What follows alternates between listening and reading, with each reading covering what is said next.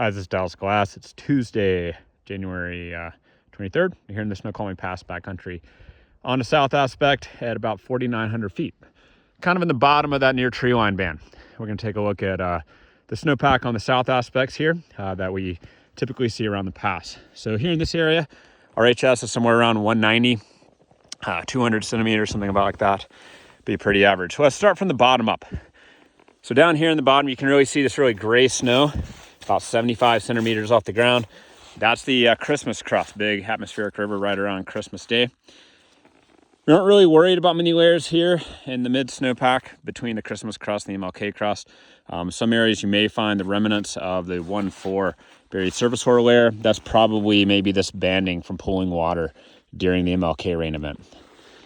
At about 145, 150 centimeters off the ground, you'll find a very prominent ice lens. I think it's really stout. And this is the MLK crust. Typically, Andy and I are not really worried about avalanches below this MLK crust. In the upper snowpack here, we've got a couple layers to look out for. A couple inches of snow fell right after the MLK atmospheric river.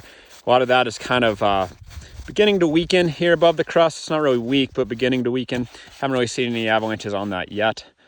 Then we had a storm that capped those kind of faceting rounds there on the 18th. That's definitely an interface to kind of keep your eye on as we move forward and continue to add load. Then we had another storm that started right here about the 21st.